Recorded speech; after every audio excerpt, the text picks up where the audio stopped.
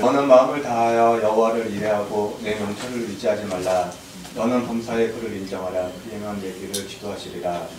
우리의 내면 깊은 속마음을 감찰하시어 우리의 모든 필요와 욕구, 사정을 깊이 헤아리시는 주님, 우리를 하나님이 기뻐하시는 뜻대로 인도하시고 자녀로 불러주사 하루하루의 삶을 지켜주시고 보호하여 주심을 인하여 감사드립니다. 하나님, 2018년 새로운 한 해가 시작되었고 우리가 의식하지 못한 위치에 어느덧 한 달의 시간이 흘러가고 있습니다.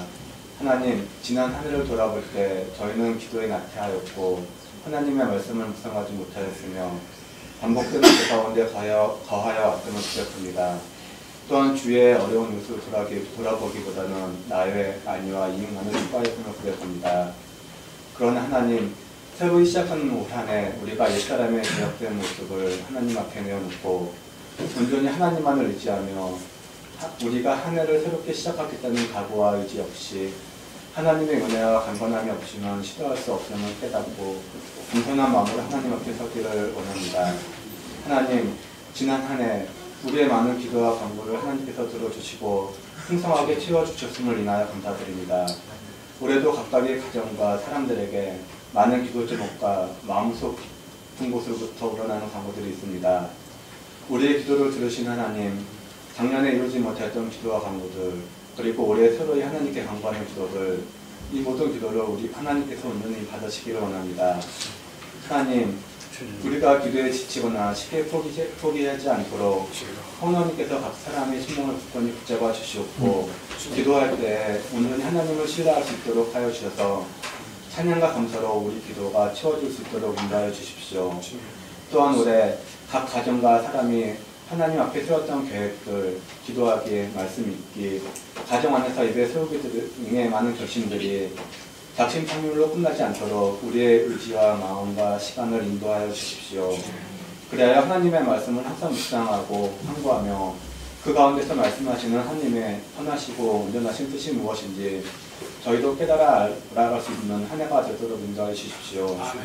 하나님, 6월 12일부터 17일까지 캄보디아로 단기 선교를 떠나게 됩니다. 처음으로 준비하는 이 행사에 하나님께서 함께하여 주셔서 참여하는 모든 사람들이 하나님을 온전히 유지함으로 모든 준비를 할 수 있도록 인도하여 주셨고 현지에서의 모든 일정 가운데 하나님께서 지켜주시기를 간구합니다. 특히 이번 일정에 어린 자녀들이 많이 참여를 하게 되었습니다.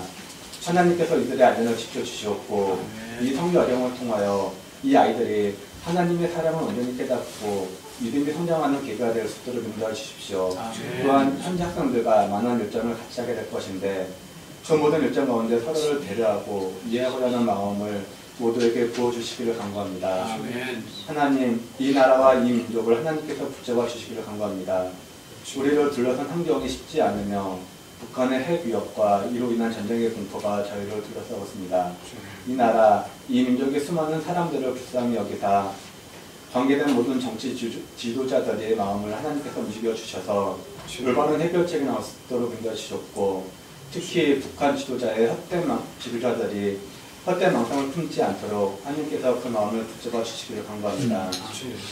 하나님, 소금이 그 맛을 잃으면 무엇으로 짜게 하리요? 라고 말씀하셨습니다. 그러나 세상의 빛과 소금의 역할을 해야 할 한국교회는 이미 소금의 짠맛을 잃어버리고 말았습니다. 오히려 교회가 세상으로부터 손가락질과 지탄의 대상이 되어버리고 말았습니다.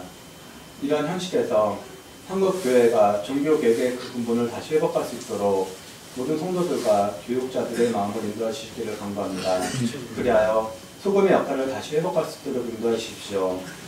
하나님, 성과 교회를 붙잡아 주십시오. 많은 교회들이 소금의 역할을 하지 못하는 이때 세상을 향한 온전한 소금의 역할을 할 수 있도록 하여 주셨고 이를 위하여 저희 교육자들을 하나님께서 강건하게 인도해 주셔서 참된 하나님의 말씀을 바로 전파할 수 있도록 성령님께서 굳건히 역사해 주시기를 간구합니다. 하나님, 오늘 말씀 가운데 함께해 주셔서 전해지는 말씀 가운데 우리를 온전히 깨닫게 하셨고 하나님의 말씀을 이해할 수 있도록 인도해 주십시오. 예배 가운데 함께 하시기를 간구하며 이 모든 말씀을 우리 주 예수 그리스도의 이름으로 기도합니다.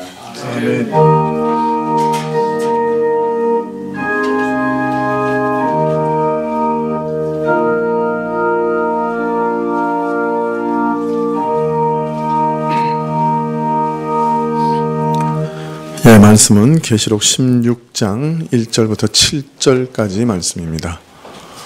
계시록 16장 1절부터 7절까지 말씀입니다.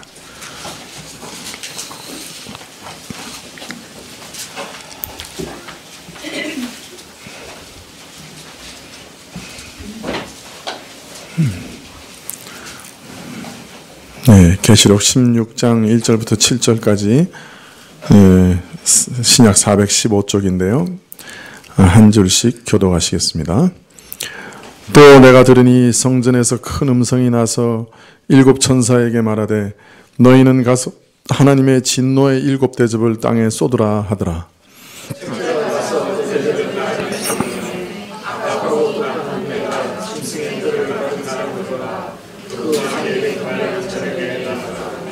둘째가 그 대접을 바다에 쏟음에 바다가 곧 죽은 자의 피같이 되니 바다 가운데 모든 생물이 죽더라.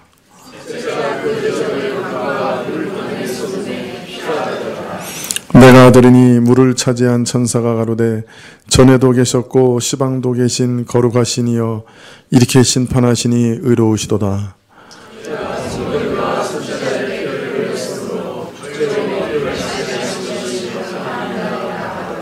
또 내가 들으니 제단이 말하기를 그리하다.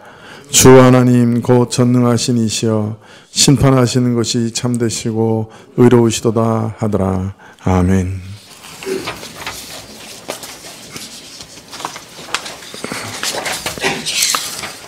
자, 믿음구역 특성이 있겠습니다.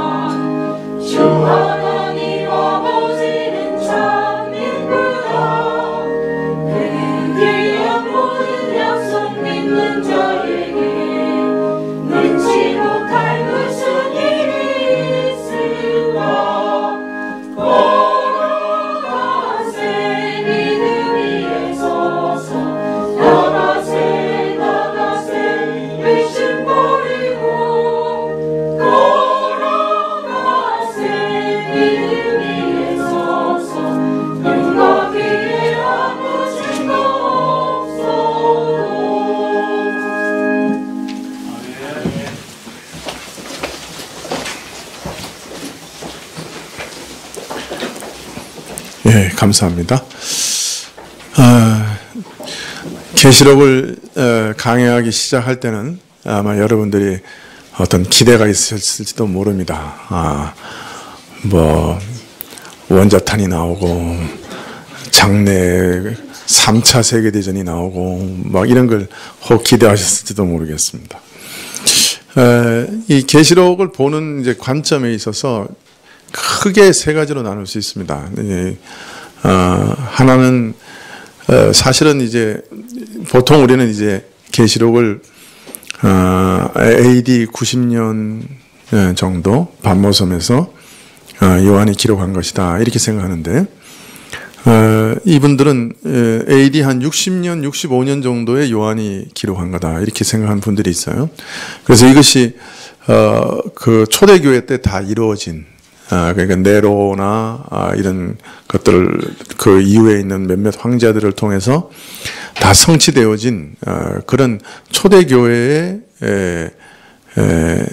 일들을 기록한 것이 이제 요한계시록이다 이렇게 보는 아주 과거적인 관점으로 보는 분들이 있습니다. 그리고 또 어떤 분들은 정말로 예수님 재림하시기 직전에 몇 년 또는 그 몇십 년 상간에 일어나는 일들을 그것들 아주 미래적인 것들을 기록하고 있다. 이제 이렇게 계시록을 아예 보시고 그렇게 해석하는 분들도 있죠. 근데 여러분들 이제 제가 쭉 강의를 해왔으니까 저는 어떤 관점에서 보고 있는 겁니까? 계시록이 예수님의 초림부터 재림까지 일어나는 모든 일들을 계시하는 책이고 또 그것도 여러 번 반복해서 같은 일들을 여러 번 반복해서 다양한 방식으로 계시하고 있다. 이제 그렇게 말씀을 드리고 있는 거죠. 근데 이제 그것을 이제 증거하는 방식으로는 구약 선지서와 구약의 말씀을 가지고 또 요한계시록이 그 구약을 인용하고 있는 모든 부분을 찾아서 구약의 문맥을 따라서 계시록을 해석해 나가는 거죠.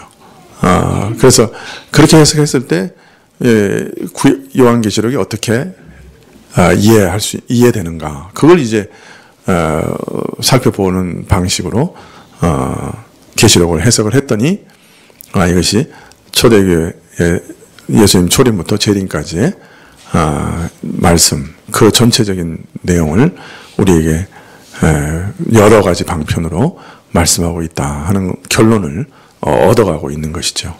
그래서 왜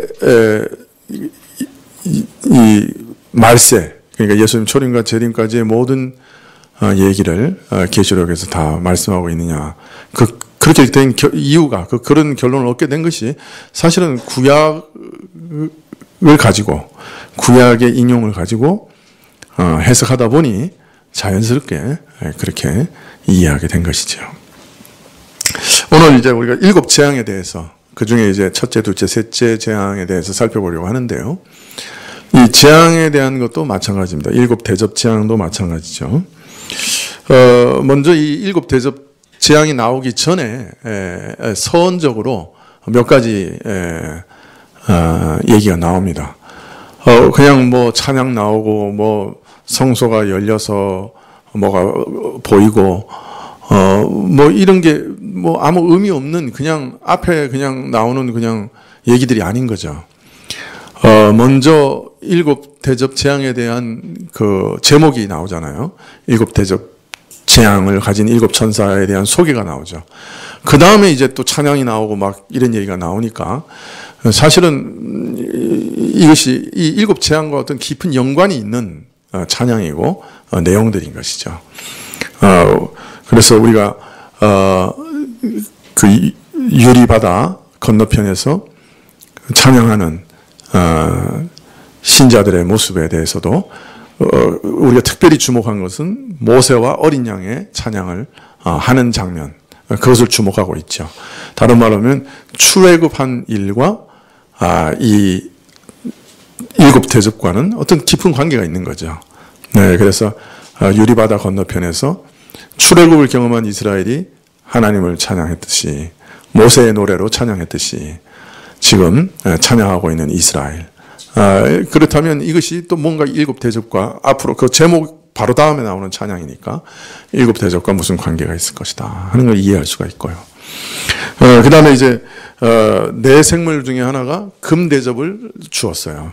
그래서 이것이 이 재앙 자체가 그냥 자연적으로 그냥 우연히 쏟아지는 것이 아니고 그 일곱 재앙 자체가 하나님께서 주관하시고 이 세상에 하나님 앞에 거룩한 존재들이 개입하는 그런 재앙이다 하는 것을 미리 또 보여주고 계시고요. 또 금대접이라고 하는 말을 해서 지난주에 말씀드렸지만 그 거룩한 대접, 귀한 대접에다가 하나님의 진노를 담았다. 그 말은 성소에서 쓰는 그 대접처럼 하나님의 진노도 귀중한 것이다. 거룩한 것이다. 그리고 이 금대접이 기도를 담았던 대접이니까 그 기도의 응답으로 이 재앙이 오는 것이다 하는 것도 말씀을 드렸습니다. 또 일곱 천사 일곱 재앙이 다 하기까지 하나님의 영광과 능력으로 인해서 성전에 연기가 가득했다. 그런 말을 통해서도 하나님을 저버리고 영적으로 음행하며 우상 숭배하는 자들을 향해 진노를 쏟아 부으시는 그 심판 자체가 하나님의 거룩한 임재를 통해서 되어지는 일이요 하나님의 영광을 나타내는 일이다 하는 사실을 우리가 배웠습니다.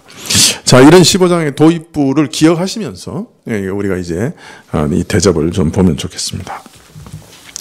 또 내가 들으니 성전에서 큰 음성이 나서 일곱 천사에게 말하되 너희는 가서 하나님의 진노의 일곱 대접을 땅에 쏟으라 하더라. 오늘 말씀은 네 생물 중 하나에게서 하나님의 진노가 가득 담긴 일곱 금대접을 바꿔서 성전에서 나온 일곱 천사들이 그 대접을 땅에 쏟아 부으라는 명령을 받는 광경을 적고 있습니다. 일곱 대접을 한꺼번에 쏟아 부은 거예요? 한 대접씩 쏟아 부은 거예요?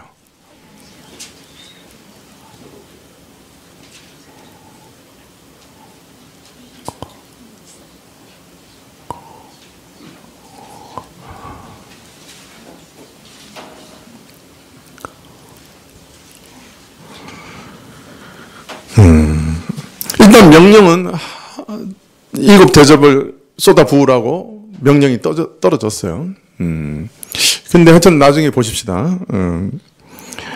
한꺼번에 쏟아진 건지 차례로 쏟아진 건지. 근데 분명한 거는 쏟아지고 그친 게 아니고 계속 쏟아지고 있는 거예요. 왜 그러냐?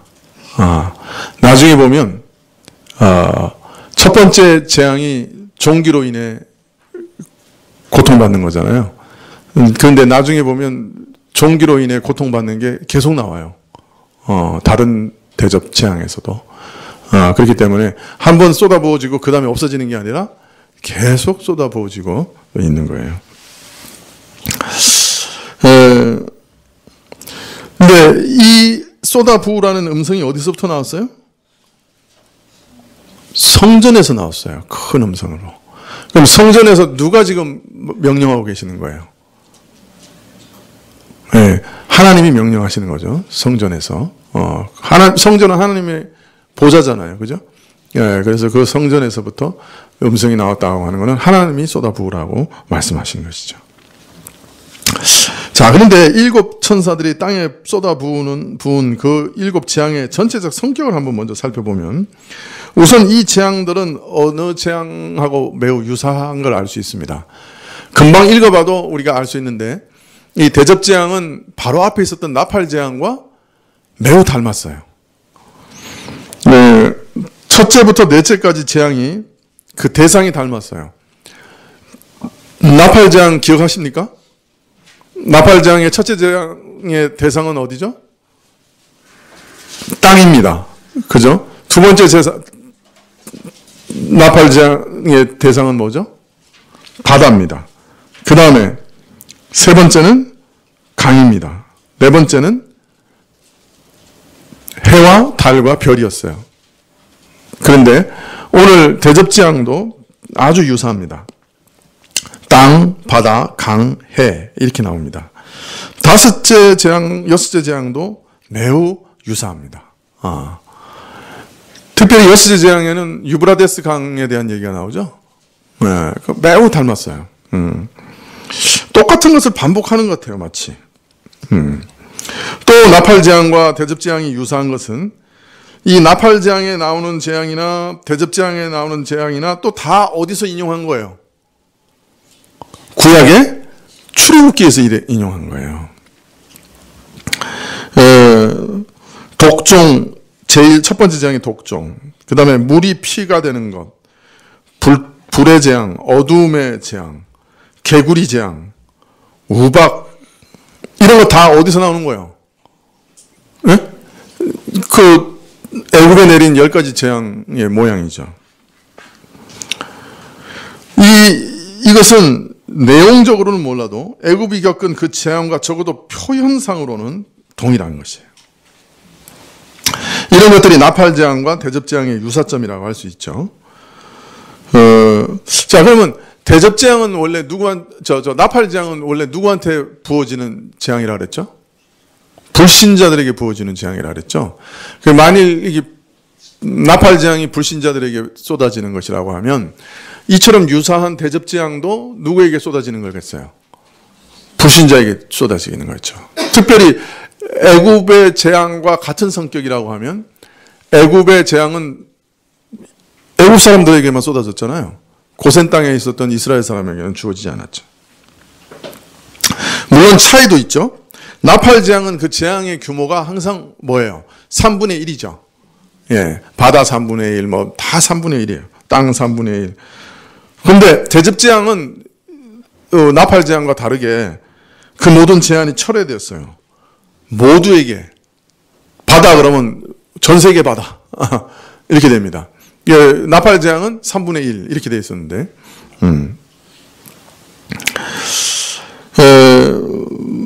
아까도 말씀드렸지만 대접 재앙은 나팔 재앙과 같이 출애굽 사건을 의식하는데요. 사실은 대접 재앙이 나팔 재앙보다 출애굽 사건을 더 의식해요. 그래서 15장에 보면 이 나팔 재앙의 서론에 보면 아까도 말씀드렸지만 유리바닷가에서 성도들이 모세의 노래를 불러요. 이처럼 홍해를 건넌 뒤에 애굽 군대를 멸하여 이스라엘을 구원하신 그 은혜와 능력을 찬송한 그 모세의 노래를 성도들이 찬양했다고 하는 것은 앞에서 말씀드린 것처럼 이 짐승의 권력에서 구원 얻는 것과 애굽의 권력에서 구원 얻는 것이 본질적으로 같다. 네. 짐승과 애굽이라고 하는 세력이 본질적으로 같다 하는 것을 암시하는 것이라고 할 수 있습니다. 하나님을 섬기려고 하는 이스라엘을 보내지 아니하고 노예로 삼아 자기들을 섬기게 만들려고 심히 핍박하고 죽였던 애굽 세력이나 천하를 깨어 하나님을 저버리고 사단과 그의 권력에 굴복하여 섬기게 만들려고 핍박하는 이 짐승의 권력은 본질적으로 똑같은 거예요. 어떤 의미에서 애굽은 이 계시록에서 말하는 짐승의 한 역사적 예다 그렇게 말할 수가 있습니다. 이런 의미에서 신자들을 핍박할 제국들을 짐승에 비유한 것이라고 말할 수 있겠죠. 그러나 본질에 있어서는 그것은 옛날부터 있었고 애굽은 그 한 실예라고 할 수 있습니다. 그래서 짐승에 대해 말씀할 때도 이게 특정한 시기에 나오는 어떤 특정한 제국이 아니라 초림부터 재림까지 계속 등장하는 제국들에 대해서 얘기하는 것이다라고 말씀을 드렸죠. 그래서 이제 7재앙을 땅에 쏟으라고 하시는 것도 예전에 애굽을 심판하여 멸하셨듯이 이 애굽과 신들을 심판하신 재앙들로 짐승의 세력을 친히 멸하시는 것이라고 이해할 수 있습니다. 이전에 애굽에서 자신의 백성을 탈출하기 위해서 애굽에 10가지 재앙을 쏟아 부으셨던 것처럼 이제 이 짐승의 세력으로부터 신자들을 구원하기 위해 짐승들의 세력 위에 7재앙을 쏟아붓는 그림을 우리는 볼 수 있어요. 예수님의 초림부터 재림까지 42달 동안 일할 권세를 받은 짐승의 세력 위에 사실 이 대접재앙이 쏟아지고 있습니다. 그러므로 이 대접재앙은 마지막 재앙으로 우리에게 계시되고 있고 또 하나님의 진노가 완전히 쏟아지 부어지는 재앙이라고 말씀하고 있지만 이 재앙이 쏟아지는 것은 그저 마지막 때, 맨 마지막에 예수님 오시기 직전에 사건만 얘기하고 있는 것은 아니죠.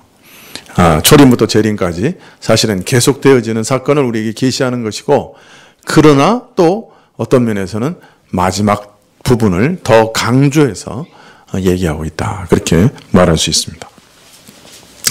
자, 이게 이제 첫째 재앙부터 보십시다. 2절에 보면, 첫째가 가서 그 대접을 땅에 쏟음에 악하고 독한 헌대가 짐승의 표를 받은 사람들과 그 우상에게 경배하는 자들에게 나더라. 헌대가 뭐죠? 부스럼, 종기. 예, 그런 말이죠. 여러분, 어디서 이 헌대가 한번 나왔는데? 신약에도 이 헌대가 한번 나온 적이 있는데. 기억나시는 분? 네. 거지 나사로. 이 거지 나사로가 부잣집 앞에서 빌어먹다가 죽었잖아요. 근데 그때 거지 나사로의 그 비참함을 얘기할 때 뭐라고 얘기합니까? 그 헌대를 개들이 핥았다. 그렇게 나오죠. 그러니까 완전히 이 나사로는 개보다 못했어요. 그런데 죽은 다음에는 낙원에 갔죠. 그러니까 이제 이 지상에서의 그 나사로의 그 비참함을 강조할 때 나온 게 이 헌대, 종기예요. 네. 그러니까 이 종기는 사실 이게 보통 대부분의 병은 눈에 안 보이죠. 그죠? 안 보이는데 이 종기는 보입니까? 안 보입니까? 보입니다. 이게 피부가 헐고 썩고 피고름이 흘러나오고 그 형상이 아주 흉측해요. 이게 여기서 말하는 그 악성 종기입니다. 자, 그런데 이 종기가 누구한테 났다 그래요? 이 악성 종기가. 짐승의 표를 받은 사람들과 그 우상에게 경배하는 자들에게 났어요. 이 시 났거나 아물지 않는 악성 종기죠. 독한 헌대라고 그랬으니까. 이 악성 종기가 우상에게 경배하는 짐승의 표를 받은 사람들에게 났다. 이렇게 되어 있어요. 자, 그러니까 이거는 신자들에게 나는 거예요? 안 나는 거예요? 네? 신자들에게 안 나는 거죠. 그러니까 첫 재앙부터 분명하게 이것은 신자에게 주어진 재앙이 아니다 하는 것을 아주 분명히 드러내고 있어요. 자, 그러면 이 종기라고 하는 질병을 비로소 뭘 나타내고자 한 거죠? 이거 다 상징이라고 그랬죠? 그죠? 다 상징인데, 이게 뭘 나타내는 상징일까요? 이 종기.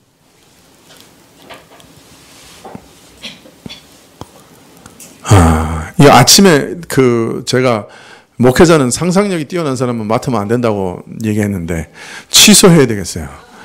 이 종기에 대해서 상상을 해보셔야 되거든.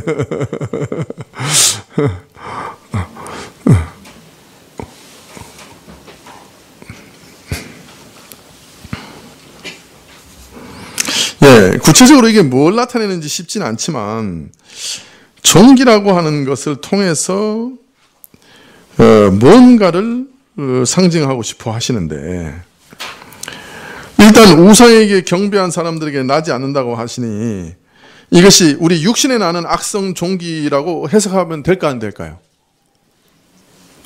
육신에 나는 악성 종기라 이렇게 해석하면 될까요 안 될까요? 문자 그대로. 예? 안 되죠. 그러면 큰일 나요. 신자는 종기 걸리면 돼 안 돼? 안 돼. 큰일 나. 종기 나면 다 짐승 표 받은 사람이야. 뽀드락질 나면 큰일 나. 그래서 이걸 문자 그대로 해석하면 안 되는 거죠. 이거 분명히 이건 상징이죠. 네. 네. 그래서 이 종기가 뭐 어떤 분들이 해석하는 것처럼 뭐 에이즈,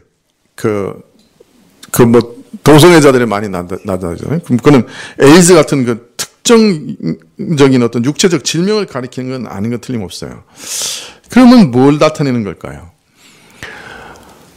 일단 이 종기라고 하는 것이 구약에서는 어떤 의미입니까? 우리가 이제 항상 구약으로 돌아가는데요. 구약에서는 어떤 의미입니까? 레위기에 보면 종기는 부정한 병입니다.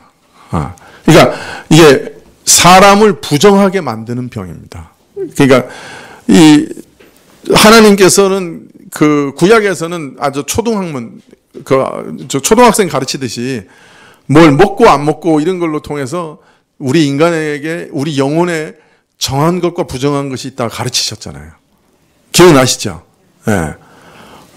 그 뭐 오징어가 진짜 부정한 거 아니잖아요. 냄새는 좀 지독하죠.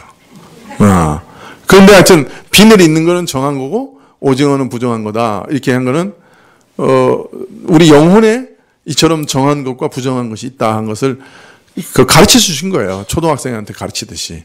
그래서 히브리서에 보면 이제 그런 거는 예수님 안에서 정한 것과 부정한 것, 우리 영혼에 정한 것과 부정한 것, 예수님의 복음에 관한 것을 그림처럼 손가락처럼 보여준 것이기 때문에 예수님이 오신 다음에는 이제 더 이상 우리하고는 아무 상관없다는 거예요. 이제 안 지키는 거예요. 그래서 우리는 이제 오징어도 먹고 문어도 먹고 쭈꾸미도 먹고 자꾸 이제 그런 것만 생각나네요. 예. 그 먹을 수 있는 거죠. 제가 즐겨 먹으니까. 이거 막 구약의 율법대로 하면 못 먹는 거죠. 네. 그렇게 가르치는 것처럼 이 문둥병이나 이 부스럼이나 종기 자체가 더러운 건 아니죠. 부정한 건 아니죠. 그런데 이제 그 병에 걸린 사람은 부정하다고 말한 거는 정한 것과 부정한 것이 있다는 것을 가르치기 위해서죠.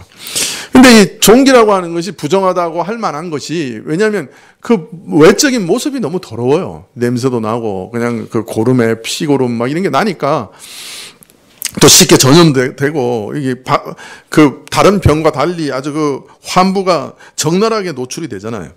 그러니까 이제 이런 것들로 죄의 비참함, 죄의 부정함 이런 것들을 이렇게 눈으로 실물 교육하기가 좋았던 거예요. 그래서 이 그 문둥병이나 이 부스럼 걸리면 사람은 부정하게 된다 이렇게 가르치신 거예요. 네. 실물 교육하기 딱 좋죠. 다른 말로 말하면 지금 계시록에서 가져오고 있는 것은 이들이 걸린 병은 일종의 영적으로나 정신적으로나 육체적으로 다 어떤 병이라는 거예요. 부정한 것이라. 아주 부정한 것. 근데 이게 병인데 아주 지독하게 낫지도 않는 병이야. 악성 그 종기란 말이에요. 종용이란 말이에요.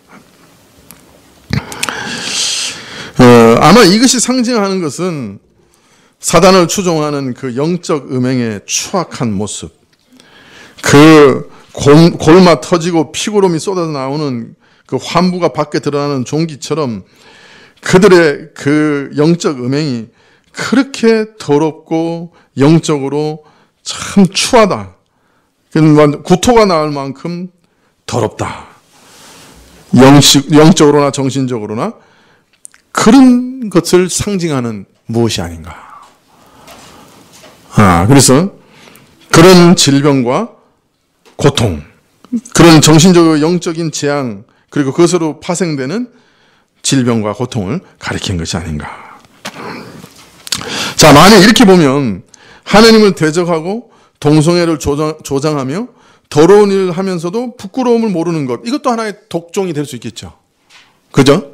그 자기가 더러운 걸 모르는 거예요. 그러나 사실은 더러운 거예요. 막 구토가 날 정도로 더러운 거예요. 근데 그 자기가 그 종기가 걸렸는데도, 그죠? 그런 질병을 걸린 것과 똑같은 현상이죠. 그래서 에이즈에 걸렸다. 그럼 그 에이즈도 독종이 될 수 있겠죠. 특히 디모데후서 3장 1절 이하에 보면 이런 말씀이 있습니다. 내가 이것을 알라 말세에 고통하는 때가 이르리니. 이게 독종이라고 하는 게 뭐예요? 이게 이게 병 중에도 아주 고통스러운 질병이잖아요. 여러분 예전에 어릴 때 그 종기 나면 엄청 고통스럽죠. 막 후끈거리고 아프고 그냥 막 한 번도 안 나보셨어요?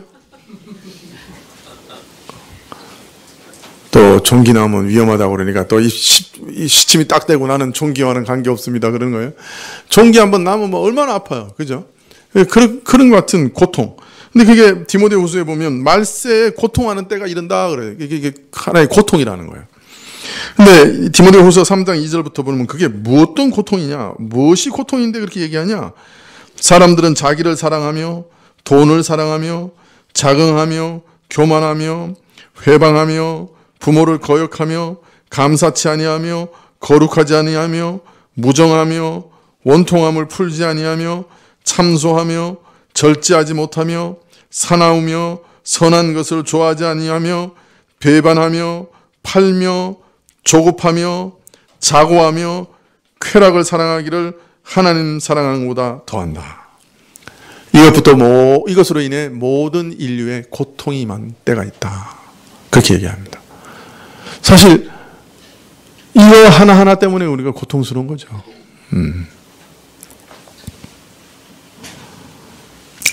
배반 안 당해본 사람 있습니까? 인격적으로.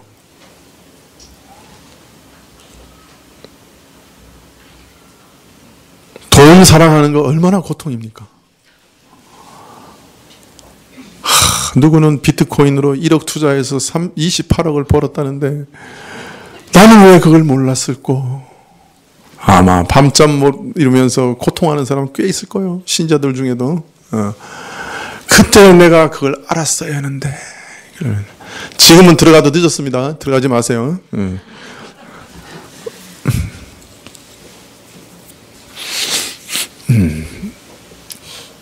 다 고통이죠.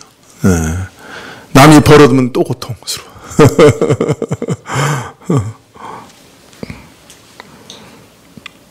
자기 땀 안 하고 번 돈 그렇게 잘 쓰는 사람 못 봤어요. 로또 복권 받은 사람 다 행복해야 되지. 그러나 불행해진 사람이 훨씬 더 많아요.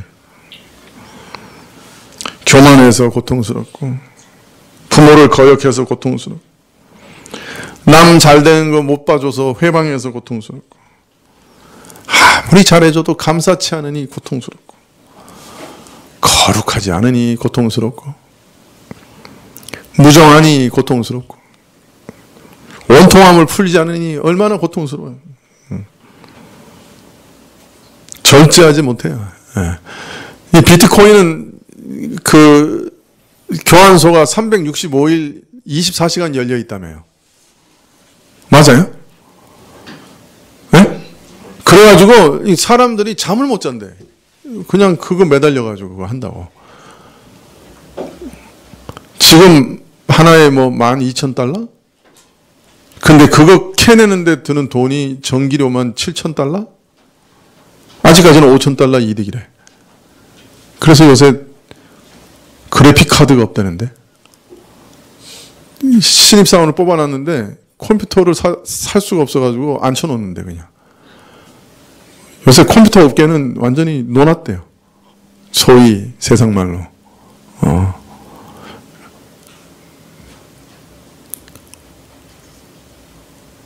사람 죽이는 거 아니에요? 증권은 그래도 월요일부터 금요일까지 하고 오후 3시인가? 맞아요? 3시 반이에요? 3시 어떻게 알아요? 3시 반부터 아침 9시인가? 10시? 9시요? 좀 해보고 얘기를 하세요. 다 분위기 까리까리. 그러니 실력이라도 있잖아요. 그죠? 그게 이렇게 맛이 좋고 그것에 이렇게 흥분하는 사람이라도. 그런데 이거는 실력이 없어요. 이거 영혼 죽이는 거예요, 진짜. 내가 보기에는. 영혼 죽이는 거예요.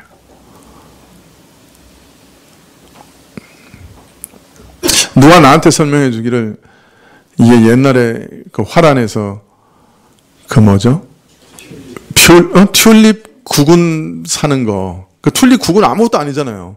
근데 그 희귀성 때문에 투자를 낳고 그래서 하여튼 그 역대 가치 없는 거를 그렇게 비싼 집 서너 채 가격으로 사고 판 그런 일이 없었대요. 그래서 그 튤립이 굉장히 유명한데 어떤 분 말씀하시기를 비트코인은 튤립도 안 구근도 안 남는다.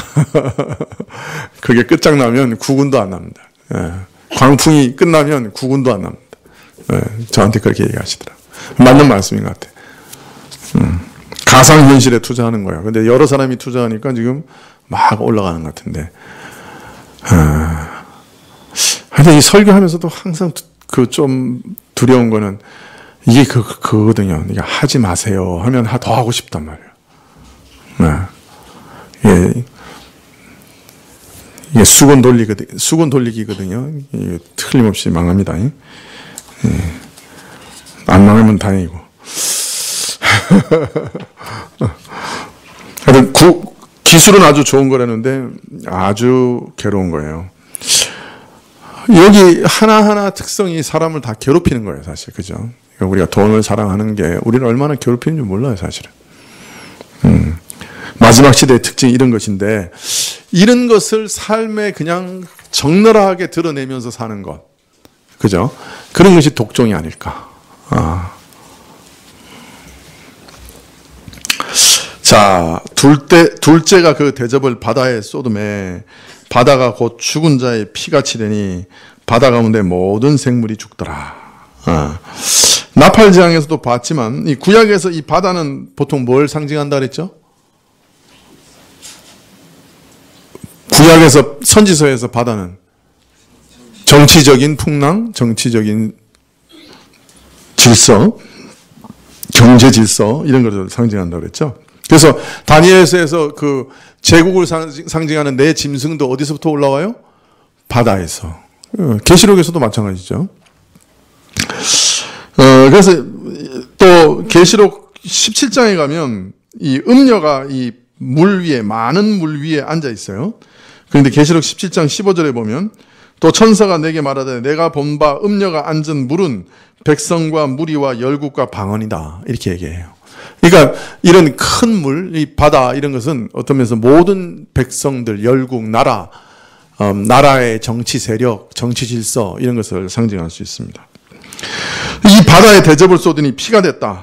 이 정치 질서, 경제 질서 이런 것은 사람들로 살아가게 하기 위해서 만들어져 있는 거예요.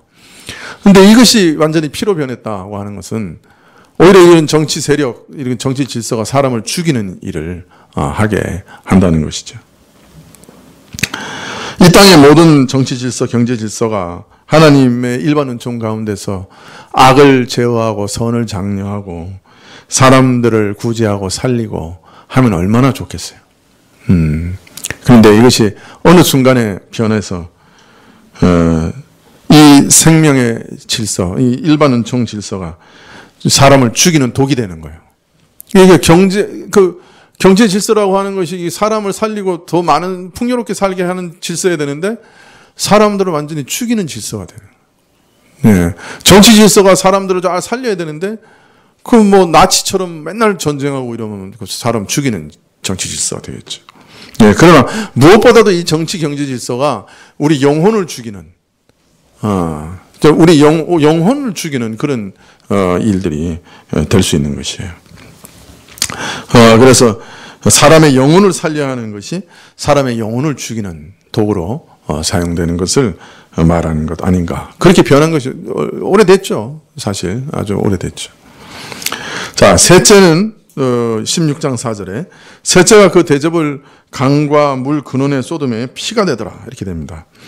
출애굽 때는 하숫가에 이렇게 나일강이 피로 변해서 이렇게 하숫가에 우물을 파서 이제 물을 구했는데 이번에는 강뿐만 아니라 물 근원에도 피가 쏟아져요. 어디서도 생수를 구할 수가 없게 되는 것입니다. 이건 무슨 말을 하는 걸까요?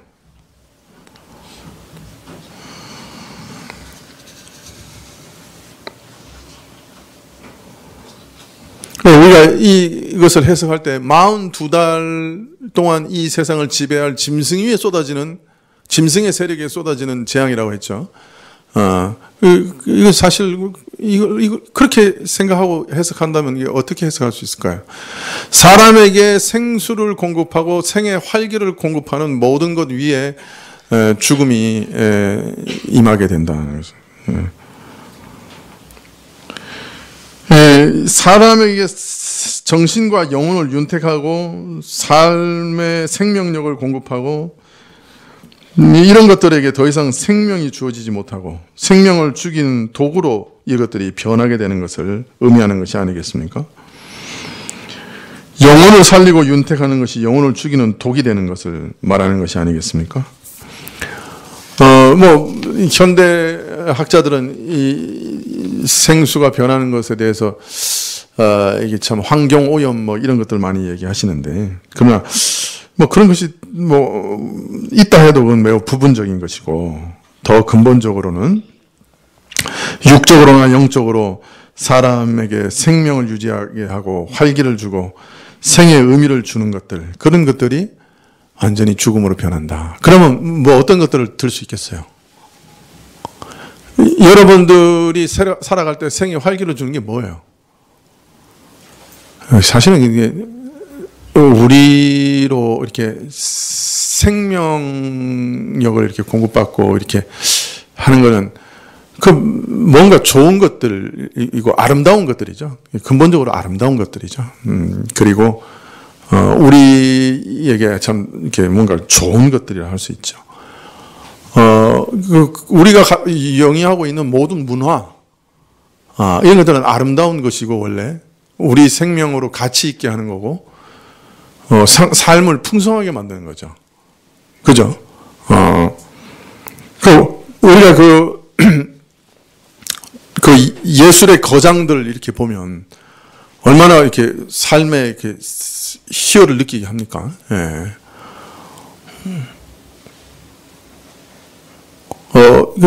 좋은 그 노래 같은 경우는 찬송가가 아니라도 이렇게 등골을 오싹하게 만드는 그런 노래들이 있잖아요. 없어요? 예? 물론 다 다르죠. 어떤 분은 뽕짝이 그렇고, 어떤 분은 재즈가 그렇고, 어떤 분은 락이 그렇고, 뭐, 각양 다 다르겠지만, 그러나 어떤 때는 참, 그 뽕짝 저 되게 싫어하거든요. 정직하게 말씀드리면. 그런데 어떤 뽕짝은 괜찮은 것도 있어요. 넘, 그리고 뭐 점 하나, 뭐 이런 거. 이게 이게 듣고 있으면, 그 인생의 철학이 거기 담겨 있어요. 남하고 님하고 차이가 뭐 점 하나 차이라고 그런 노래 있지 않았었어요? 뽕짝 중에? 그 이상하네요. 내가 듣는 건 여러분이 못 듣고. 아니 사실 이게 요새 뭐더라? 하여튼 노래 거장들 나와서 이렇게 하는 것들이 있어요. 네? 불후의 명자? 뭐고? 거기서 판소리 하는 분이 나오는데요. 저는 저 판소리도 별로 이렇게 안 좋아했는데, 판소리 나오면 이렇게 딴 데 돌리고 그랬는데, 그분이 부르니까, 와, 이 판소리가 멋있게 보이는 거예요. 정말로 멋있더라고요. 와, 야, 우리나라의 판소리도 이게 참 대단한 그게 있구나. 네, 그런 걸 알았어요. 자, 그런데 이런 모든 문화, 예술, 철학, 종교, 어떤 면에서 삶을 지탱하는 생명을 주는 것들이 전부 도구로 변하는 것을 말하는 게 아닌가. 요새 음악 중에 참 도구로 변한 음악이 얼마나 많아요. 그죠? 듣고 있으면 너무 음란하고 더러워서 이렇게 들을 수가 없는 노래들도 너무 많고요. 복음성가라고 하는데도 아주 이상한 복음성가. 아주 막 니글니글한 거. 그런 것도 참 많고.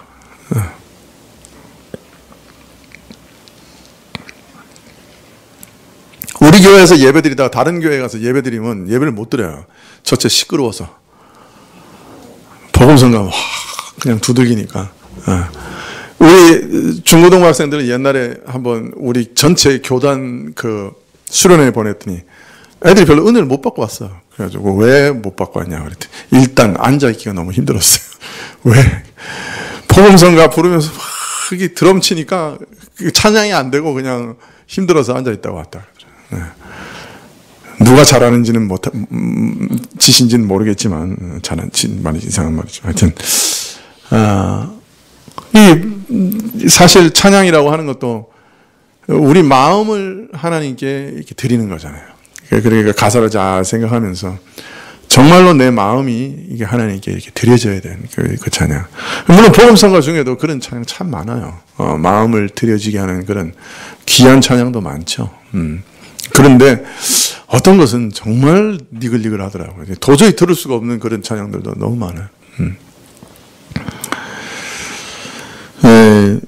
우리 삶과 사회 각 영역에서 참 하나님께서 일본 은총 영역에 참 아름답고 고상하고 우리 마음을 윤택하게 하고 살찌게 하고 참 도덕을 높이고 서로를 사랑하는 것을 깊게 하고 부모의 은덕을 참 오랫동안 기리게 하고 이런 그 참 생명으로 풍성하게 만드는 모든 것들 이런 것들이 다 피로 변한다.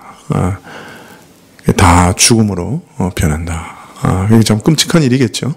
이 대접이라고 하는 것은 초대교부터 부어지는 거지만 마지막에 가서 더 극심하게 부어지는 것이에요. 그리고 이 땅에 지금 우리가 살고 있는 그 모든 것, 그 문화, 예술, 철학, 종교, 뭐 모든 것이 아주 사람을 살리는 게 아니고 죽이는 것으로, 그 영혼을 죽이는 것으로 변해가고 있다. 할 수 있을 겁니다. 독소가 가득하죠. 애들을 어디 뭐 안심하고 뭘 보낼 수가 없어요. 이게 뭐 연극을 하나 보내놔도 정말 지난번에 한번 목사님 따님이 한번 우리 부부를 초대해가지고 연극을 보러 갔어요. 연극이 아니고 뮤지컬이죠. 뮤지컬을 보러 갔어요. 그래서 뮤지컬 보러 간다 그러니까 뭐 몇 년 동안에 한 번도 못 보는데 뭐 1인당 한 10몇만 원씩 하는데 초청을 받았으니 가슴을 두근두근거리고 이제 뮤지컬을 본다고 갔는데 잭 더 리퍼라고 하는 사람 장기를 꺼내서 뭐 하는 그런 내용을 가진 뮤지컬이에요.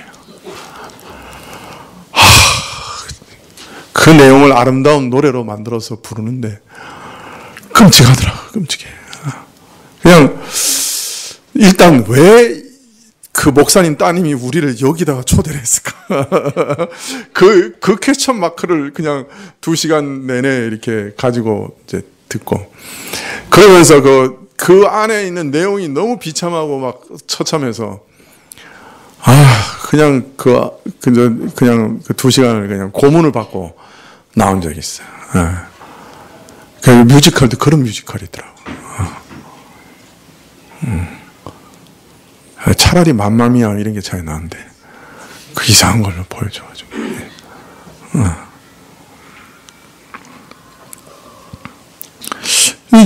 아름답지가 않아요. 아름다운 뮤지컬이라고 그러는데 전혀 아름답지가 않아요. 그 사실 내 영혼을 이렇게 고양시키고 참 아름답게 하는 게 아니에요. 그게 좀 어떤 면에서 파괴하는 거예요.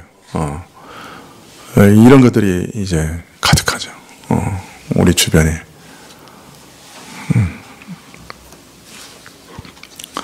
근데 어떤 면에서는 이런 것들도 얘기하지만 또 다른 측면에서는 사실 우리 영혼의 유일한 생수가 어디서부터 오는 겁니까? 복음에서부터 오는 거잖아요. 그죠? 근데 이 복음 자체에 만일 독이 섞인다고 하면 어떻게 되겠어요? 어디도 생명을 얻을 길이 없겠죠. 그래서 거짓 선지자들, 이단들을 통해서 복음 자체가 완전히 더럽혀지는 것, 이런 것들을 말할 수도 있을 겁니다. 하여튼 셋째 재앙은 우리 영혼을 살리기 위해서 하나님께서 베푸시는 모든 인간의 활동과 삶의 영역에 하나님이 허락하신 목적과는 정반대로 영혼을 죽이는 일이 계속되어지는 것들을 말씀하시는 것이 아닌가 이렇게 생각되어집니다.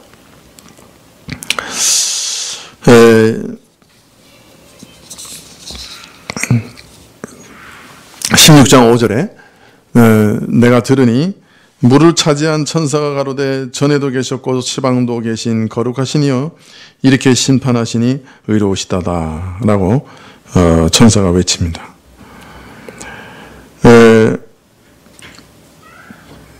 하나님께서 행하시는 모든 일은 그 심판마저도 의로우시다. 왜냐하면 16장 6절에 저희가 성도들과 선지자들의 피를 흘렸으므로 저희도 피를 마시게 하시는 것이 합당하다.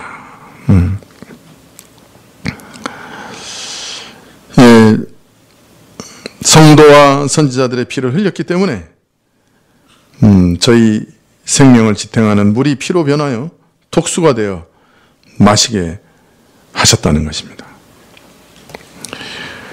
피 흘린 자는 그 피도 흘려져야 할 것이다 라고 하는 공의로운 심판의 원칙에 따라 까닭 없이 흘려진 의로운 피를 흘린 자를 이렇게 심판하시겠다. 7절에 또 내가 들으니 제단이 말하기를 그러하다 주 하나님 곧 전능하신 이시여 심판하시는 것이 참되고 의로우시도다. 그렇게 말합니다. 물의 천사가 심판의 의로움을 외친 것에 이어서 제단이 죄를 범한 자를 살리기 위해 그리스도께서 자신의 피를 우리를 위해 흘리고 쏟으신 그곳이 또 사단에게 쫓겨 이 땅에서 순교한 자들의 억울한 피가 쏟아진 그 제단에서 또 그들이 밤낮 신원하며 기도하는 그 제단이 외쳐 이르기를 하나님 주의 심판은 참되고 의로우시도다. 그렇게 외치고 있습니다.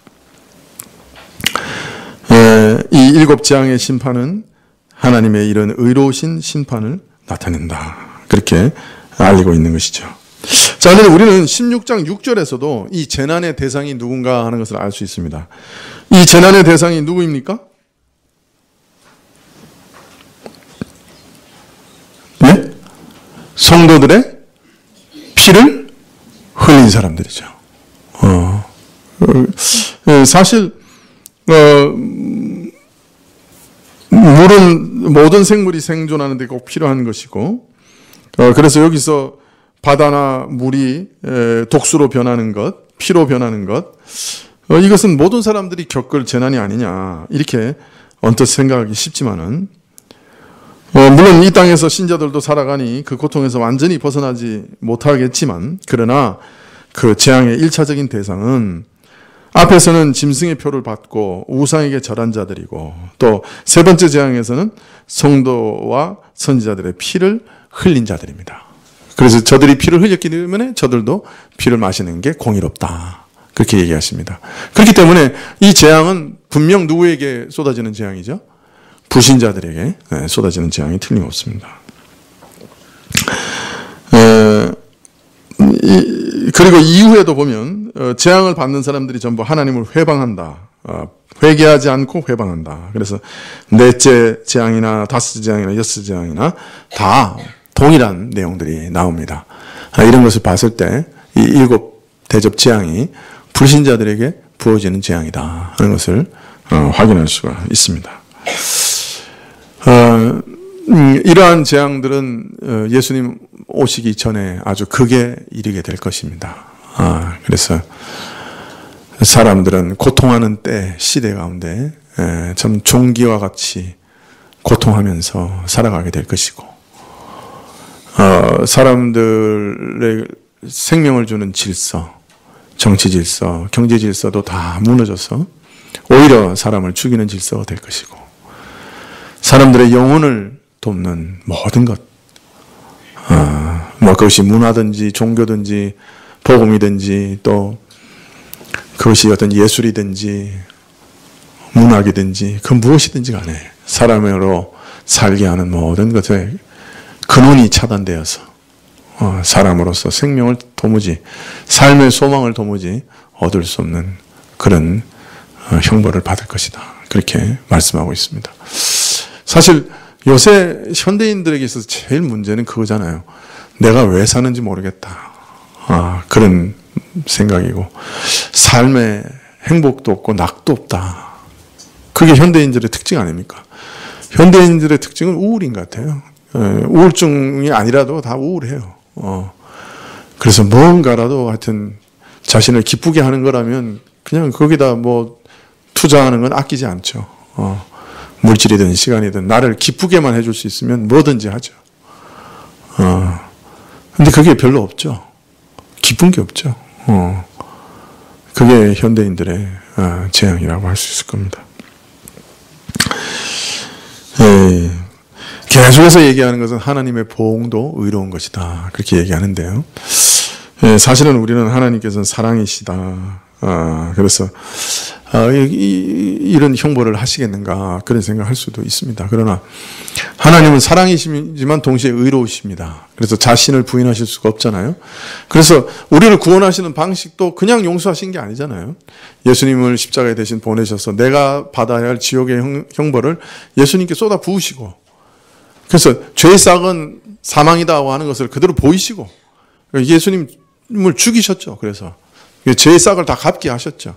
그 다음에 우리를 용서하신 거 아니에요? 네, 그래서 하나님은 자신의 의로우심을 만족시키시는 분이십니다.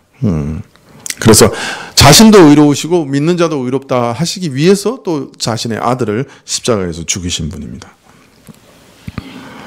용서하시지만 그 용서가 불의한 용서가 되지 않게 하시기 위해 대신 아들을 죽이신 분이 우리 주님이십니다. 그렇기 때문에 그의 진노도 심판도 의로운 것입니다.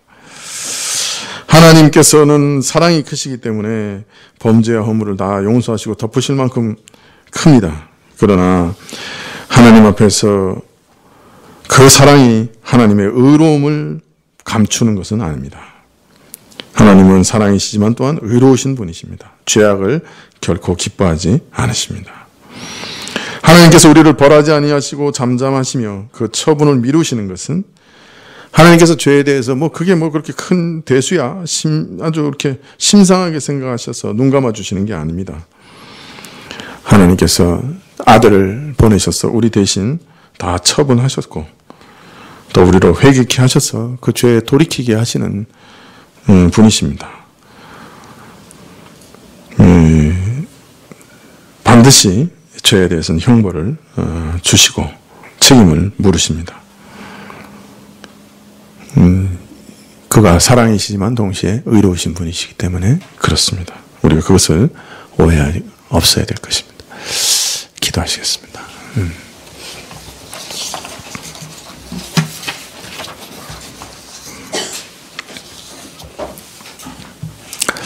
사실 우리의 문제는 재앙을 받고 있으면서 그것이 재앙인지 모르는 것입니다. 우리 죄는 다 사실 우리를 괴롭힙니다. 심히 괴롭힙니다. 우리 세 사람은 또 우리의 죄로 인해 심히 괴롭힘을 당합니다. 마음에서 근심하고 고통합니다. 그러나 우리가 분명히 아는 것은 또한 이 죄를 이기는 것도 성령 하나님의 은혜이고 역사입니다. 성령께서 우리를 도우셔야만 우리가 죄를 이길 수 있습니다. 그러나 신자들에게는 분명히 성령의 역사를 약속하셨습니다. 이러한 재앙에서 벗어나게 하실 줄 믿습니다. 이 재앙을 받지 않게 성령께서 도우실 줄 믿습니다. 혹 우리가 참으로 죄에 빠져 있다면 참으로 회개하게 하시고 그 죄로 인해 이런 재앙에 참여하지 않도록 도와주시옵소서. 예수님의 이름으로 기도합니다. 아멘.